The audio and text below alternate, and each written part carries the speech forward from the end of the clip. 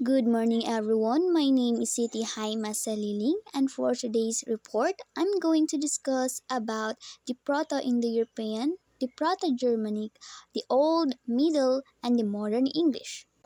But before we're going to start, let me read first to you our objectives.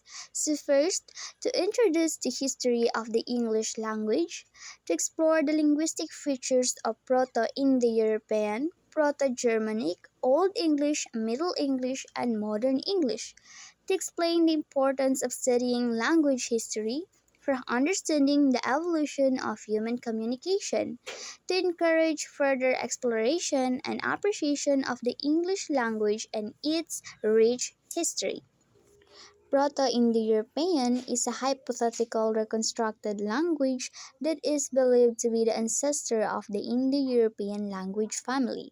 It was language likely spoken about 4,500 years ago in what is now southern Russia and Ukraine. PIE is the abbreviation of Proto-Indo-European. This term used in the 19th century when linguists agreed that all the languages of Europe and India came from one ancestor. The Proto-Indo-European language family was discovered by Sir William Jones, and the original homeland of the speakers of Proto-Indo-European is not known for certain because PAE has no written record, but many scholars believe it lies somewhere around the Black Sea.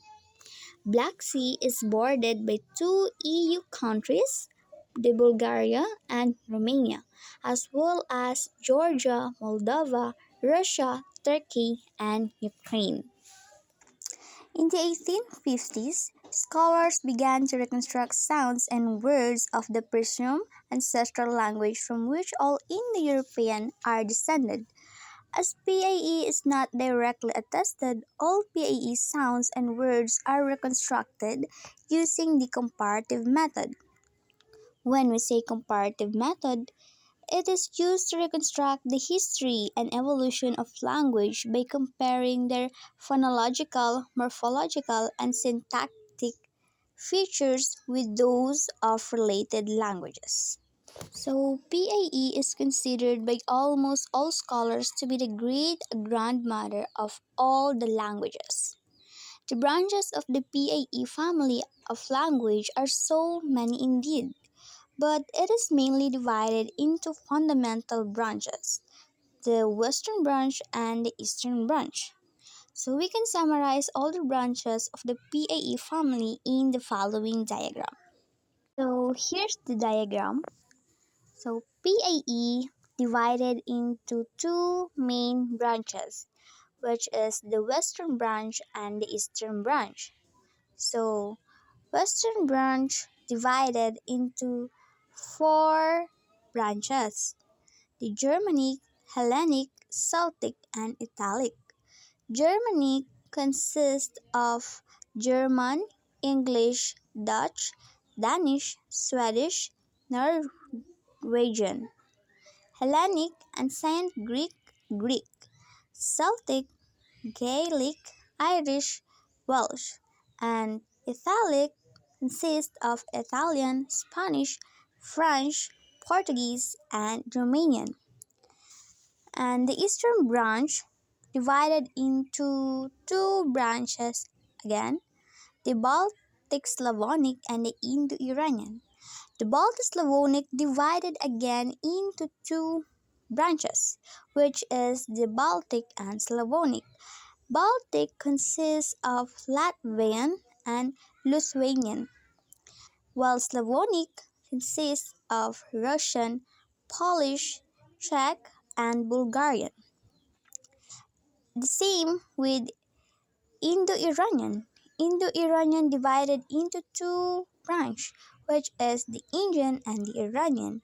Indian consists of Sanskrit, Hindi, and Bengali, and Iranian consists of Iranian and Persian. Italic and Spanish are sisters. French and Portuguese are sisters because they belong into the same ancestor. Okay, so now let's proceed to the Proto-Germanic. Proto-Germanic is the reconstructed Germanic branch of the Proto-Indo-European languages. Proto-Germanic developed from pre-Proto-Germanic into three branches: the West Germanic, East Germanic, and North Germanic, which, however, remained in contact over a considerable time, especially the Slavonic languages, including English, which arose to West Germanic dialects and remained in continued contact with North Germanic. Proto-Germanic is generally agreed to have begun about 500 BC. Its hypothetical ancestor between the end of Proto-Indo-European and 500 BC is termed. Whether it is to be included under a wider meaning of Proto-Germanic is a matter of usage. The Germanic languages from a tree with Proto-Germanic and its roots that is branch of the Indo-European tree, which in turn has Proto-Indo-European and its roots. So, Winfred P. Lehman, Jonathan Sluckan wrote the Proto-Germanic.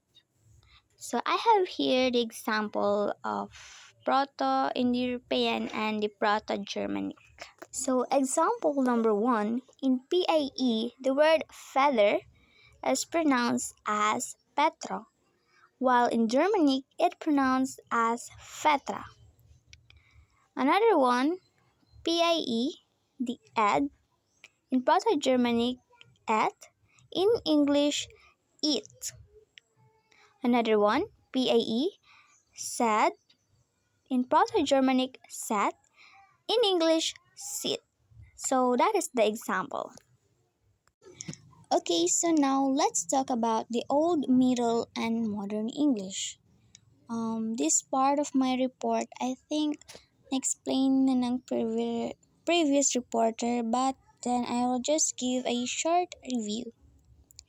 Okay, so English is a fascinating language that has evolved over the countries, and today it is one of the most commonly spoken language in the world. The English language has its roots in Anglo-Saxon, a West Germanic language spoken by the Anglo-Saxons who settled in the Britain in the 5th century. The earliest form of English was known as Old English, which was spoken until around the 11th century. The Middle English emerged after the Norman conquest of 1066, and it was spoken until the late 15th century. Modern English began to develop in the 16th century, and it has continued to evolve since then. So, that would be all for my report. Thank you and good morning.